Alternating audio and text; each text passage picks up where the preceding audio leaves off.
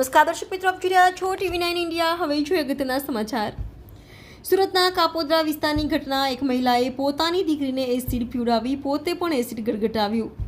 પતિ અને સસરાના અત્યાચારના કારણે માં દીકરીએ આપઘાતની કોશિશ કરી।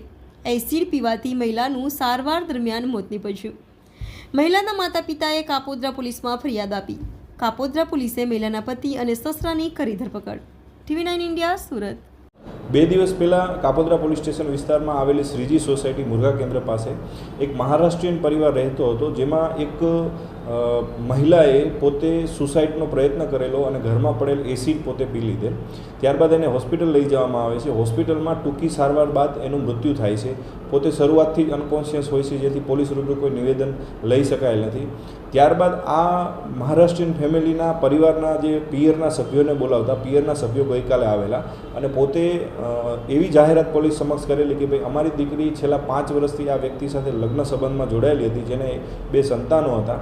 એ દીકરીને અસહ્ય ત્રાસ હતો અને શારીરિક તથા માનસિક ત્રાસના હિસાબે દીકરી અવારનવાર અમને ફોન કરતી, અમને જાણ કરતી। અમે દીકરીનો પરિવારનો ઘર બગડીને તેના માટે અવારનવાર સમાધાનો કરતા, પરંતુ દીકરીએ અંતે કંટાળીને પોતે સુસાઇડનો પ્રયત્ન કરેલ અને દીકરી ગુજરી ગયેલ છે, એક્સપાયર થઈ ગયેલ છે। જે અનુસંધાને તેમના પતિ, તેમના સસરા તથા તેમના પરિવારના અન્ય સભ્યો સામે આત્મહત્યાના દુષ્પ્રેરણની ફરિયાદ આપેલી। જે ફરિયાદ નોંધી તાત્કાલિક કાર્યવાહી કરી એમના પતિ અને એમના સસરાની હાલ ધરપકડ કરવામાં આવેલ છે અને પરિવારના બીજા સભ્યો જેના વિરુદ્ધ આક્ષેપો છે તેને શોધવાના પ્રયત્નો હાલ ચાલુ છે।